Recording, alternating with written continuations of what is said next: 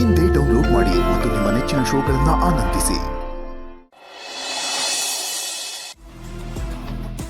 ಏನು ಡೈವರ್ಸ್ಗಿನ್ನು 6 ತಿಂಗಳಾಗಬೇಕಾ? 6 ತಿಂಗಳಲ್ಲಿ ಡೈವರ್ಸ್ ಸಿಕ್ಬಿಡುತ್ತೆ ಅಂದ್ರೆ ಈಗಲೇ ಪಿಂಕಿ ತಾಳಿ ಕಟ್ಬಿಡ್ಲಾ? 6 ತಿಂಗಳಾದ್ಮ್ಯಾಕೆ ಮನೆ ತುಂಬಿಸ್ಕೊಳವ. ಮಮ್ಮಿ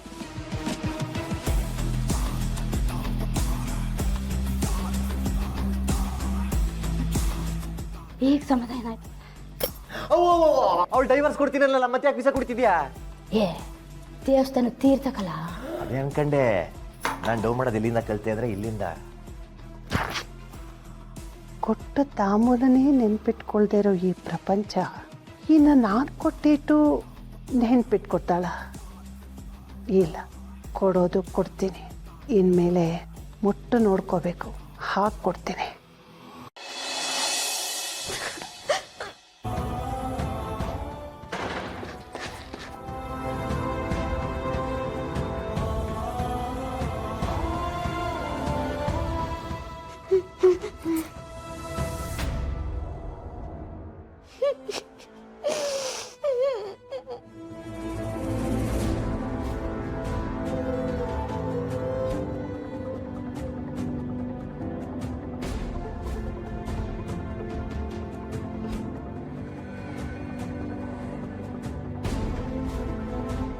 ಅಯ್ಯೋ ಶಾಂತಮ್ಮ, ಏನಿದು ಗಲೀಜು? ಬಾ ತೊಳ್ಕೊ. ಕಣ್ಣೀರು ಕೈ ಮೇಲೆ ಬಿದ್ದಿದ್ದಕ್ಕೆ ಗಲೀಜು ಅಂತೀಯಲ್ಲವ?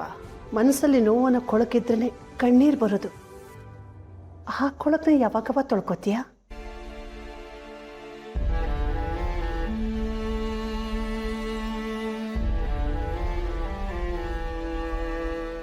ನನ್ನ ಮನಸ್ಸಲ್ಲಿ ಕೊಳ್ಕ ಶಾಂತಮ್ಮ.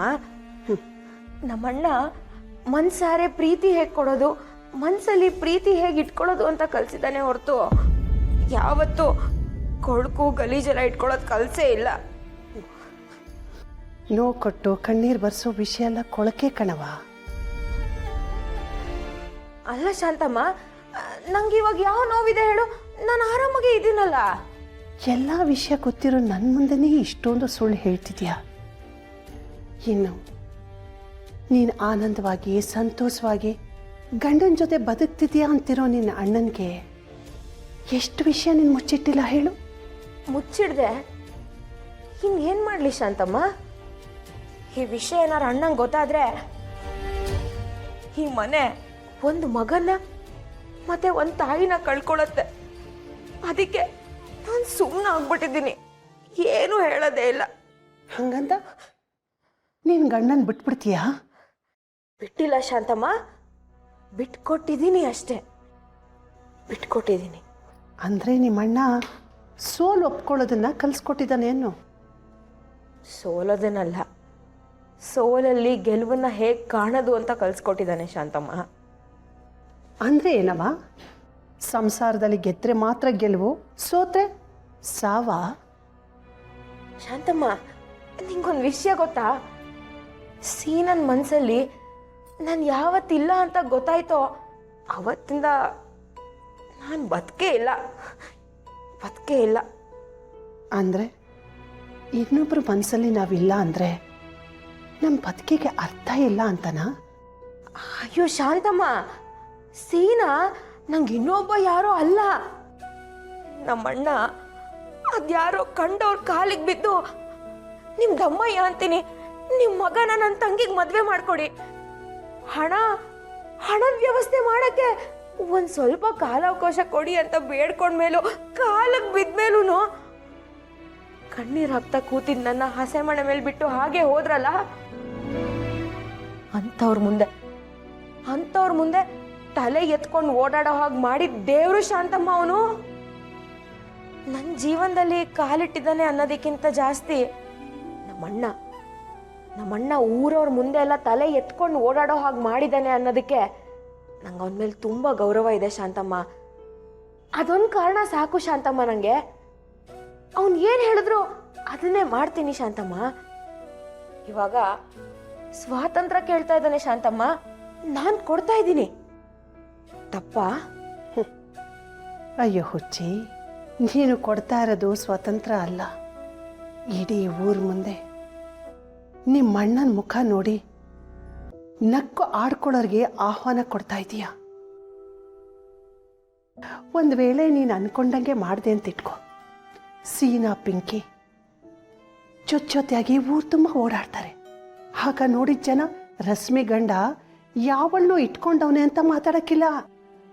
ಶಿವಣ್ಣನ ಬಾಮೈದ್ನ ಯಾವಳನ್ನೂ ಇಟ್ಕೊಂಡವನೆ, ಅದಕ್ಕೆ ಕಾರಣ ಅವನ ತೆಂಗಿಯಲ್ಲಿ ಏನೋ ಕೊರೆ ಇರಬೇಕು ಅಂತ ಮಾತಾಡ್ಕೋತಾರೆ. ಅಲ್ಲವಾ, ನಿನ್ನ ಮೇಲೆ ಜೀವ ಇಟ್ಕೊಂಡಿರೋ ನಿಮ್ಮ ಅಣ್ಣ ಪ್ರಾಣಕ್ಕಿಂತ ಹೆಚ್ಚು ಇಷ್ಟಪಡೋ ನಿಮ್ಮ ಅತ್ತಿಗೆ ಇವ್ರಿಗೆಲ್ಲ ನೀನು ಮೋಸ ಮಾಡ್ದಂಗೆ ಆಗಕ್ಕಿಲ್ವಾ? ಶಾಂತಮ್ಮ, ನನ್ನ ಏನ್ ಮಾಡು ಅಂತ್ಯ ಈಗ? ಏನಿದ್ ನಿನ್ ಮಾತಿನ ಅರ್ಥ? ನಾನಿನ್ನೂ ತುಂಬಾ ಚಿಕ್ಕ ಹುಡುಗಿ ಶಾಂತಮ್ಮ. ನನ್ನ ಕೈಯಿಂದ ಇನ್ನೇನ್ ದೊಡ್ಡದ್ ಬಯಸ್ತಾ ಇದೀಯ ನೀನು? ಹೇಳು. ಅಯ್ಯೋ ಅಯ್ಯೋ ನನ್ನ ಕಂದ, ನೋಡು, ನಾನು ಈ ಮನೆ ಕೆಲಸದವಳೇ ಇರಬಹುದು, ಆದ್ರೆ ಇವತ್ನಾಗೆ ನಿನ್ ತಾಯಿ ಇದ್ದಿದ್ರೆ ಈ ಸಮಸ್ಯೆಗೆ ಏನ್ ಪರಿಹಾರ ಹೇಳ್ತಿದ್ರೋ ಅದನ್ನ ನಾನು ನನ್ನ ಸ್ವಂತ ಮಗಳು ಅಂತ ತಿಳ್ಕೊಂಡು ಹೇಳ್ತೀನಿ. ಕೇಳ್ತೀಯವ? ನೀನ್ ತಪ್ಪು ತಿಳ್ಕೋಬಾರ್ದು ಶಾಂತಮ್ಮ.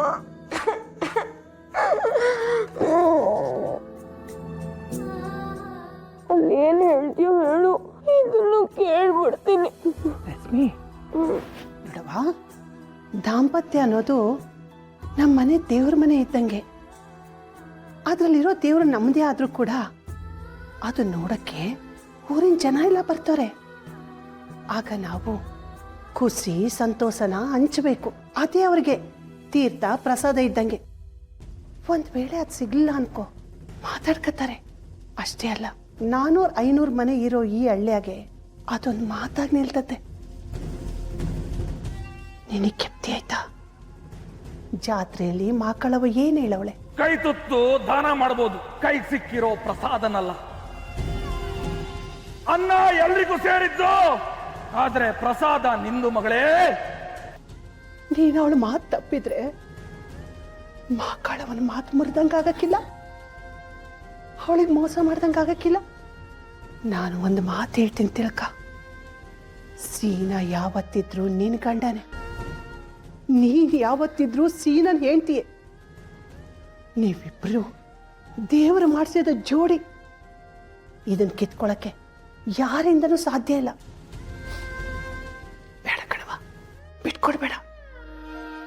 ಅದು ಸೀನನ ಪ್ರೀತಿ, ನಿನ್ನ ಹಕ್ಕು.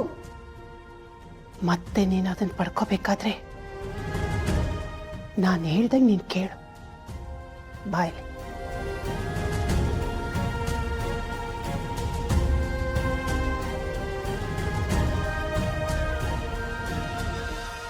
ನಮ್ಮ ಮನೆ ದೀಪ ಅಣ್ಣಯ್ಯ, ನಮ್ಮೊಡಲ ಜೀವ ಅಣ್ಣಯ್ಯ.